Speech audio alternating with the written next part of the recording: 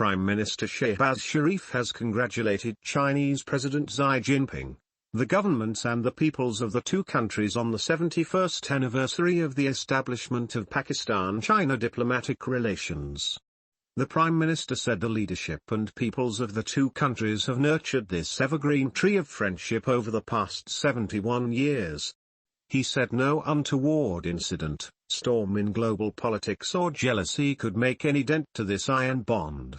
Sharif said CPEC provides a strong foundation to economic cooperation, poverty alleviation and connectivity not only for the two countries but for other countries of the region as well.